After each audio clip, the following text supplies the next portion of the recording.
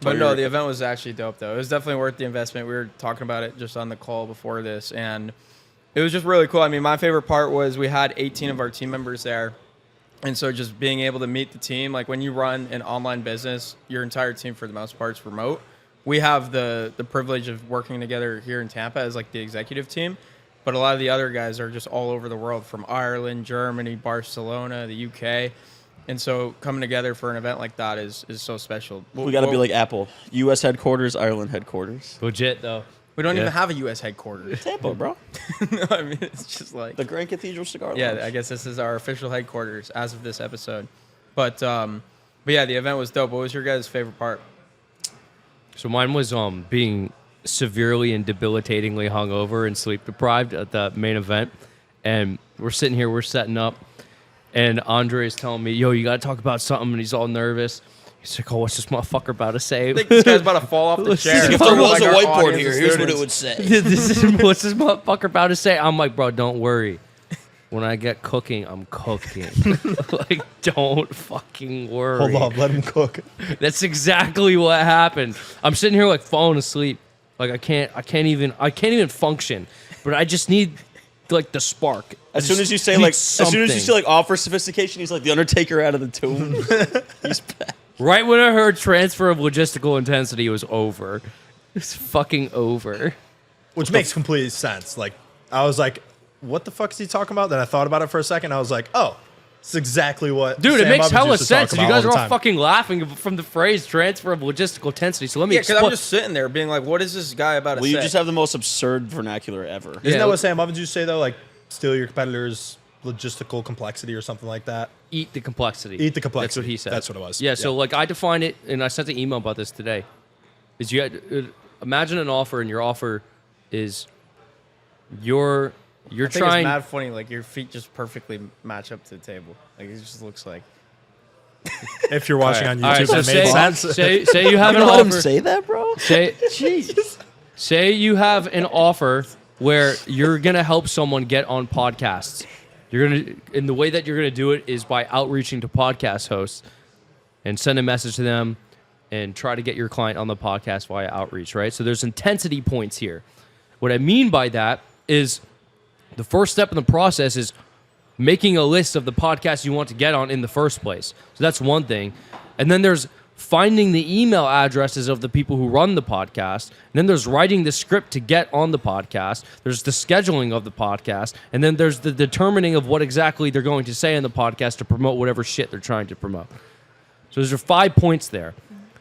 And if you were to come along and you could sell an offer where it's like, hey, you can buy this list of 100 top business podcasts, and some amount of people would purchase that. And then you could do it again where, hey, I'll give you the list of the podcast and the best outreach script. Bam. And now you're hanging around like do-it-yourself services here. So like a course. Like you could put that shit in a course or just a digital product. And then you start transferring the logistical intensity to yourself, and it morphs into a done-with-you offer.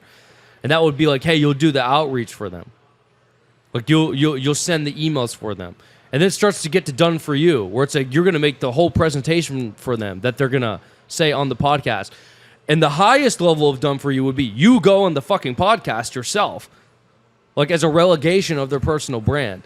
Like you do the presentation to promote their shit, and you act as a personal brand on behalf of their company. So the more logistical intensity that you capture on the offer, the more money they will pay you to do it, because it just is more difficult. So let me give you another example. The perfect example is the newsletter offer we just signed on for. Yeah, They're correct. like, oh, we will do the tech sign up for you. I'm like, perfect. I don't want to do Yeah, that so shit. let me give you another one. Roofing. You're a roofing marketing company. Now, what the fuck goes on in a roofing marketing company? So, like, one, you get a client who owns a roofing business who's capable of doing roofs, but they need prospects. So how do you get prospects? You do ads for them. All right, so you make the ads, you run the ads for them. And then you build the funnel, you build the website and the landing page, right, to get the leads. Then what happens after that when a lead comes in?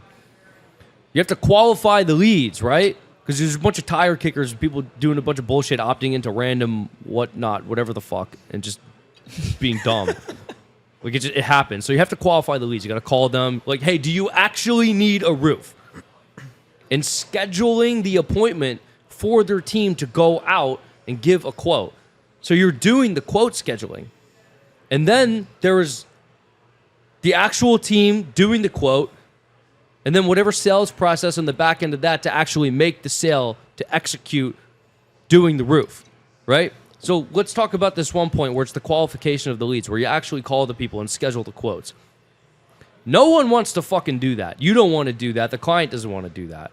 No one wants to call the leads, especially when it's like 20, 30 a day. Like, no one wants to do that. So, because no one wants to do it, both other agencies and the client, the supply is low. And if supply is low, then you can charge more money. It's very simple. South Tampa it physically cannot expand. There is no available land to build new shit in South Tampa. Therefore, supply is limited. It's very low, and that's why prices go up, even in a fixed amount of demand. So, if you sell something with low demand, because it's logistically intense as fuck, you can make a lot of money. Now, let me take this full circle. Let's talk about Amazon. $1 trillion company. Why is Amazon a $1 trillion company? Because the value proposition is 1 day shipping guaranteed on Amazon Prime. It's Prime Day. How do you get... Prime Day today? Yeah, I think so. How do you get 1 day shipping? How is that even functionally possible? You make drivers not even take piss breaks. You own the planes, you own the warehouses, you own the trucks, you own the delivery drivers, you own the entire system. Whoa. You own the delivery drivers? Pause. As an employee.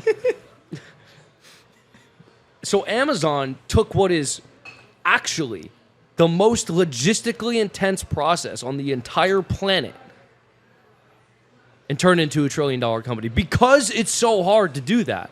That's why they make so much money. So when someone says, oh, you can do this business and all you have to do is write emails, like, oh, you could build a copywriting business to $10K a month, where it's like, that's one of the most difficult. I do email marketing for coaches and consultants. It's like, yeah, well, it would be really nice to sit here and just write emails to somebody's email list who they did all the work to get the emails in the first place, and you just write the emails, and then you get paid whatever the fuck amount of money, 3K, 5K a month, or like a percent of the sales. It would be nice to do that, but it's hard to sell that because it's not logistically intense. Unless you have proved your competence to some extreme degree, either through a unique mechanism or an insane amount of content marketing or an insane amount of value add or an insane amount of case studies, it's going to be really difficult for you to do that. I have an email copywriter. Do you know why I hired this email copywriter? Because he worked with fucking Jordan Belfort. Like, that's why. That's why I hired him, because he was able to prove his competence. It's like the single-handedly hardest, like most difficult thing you could sell because there's no logistical intensity associated with it.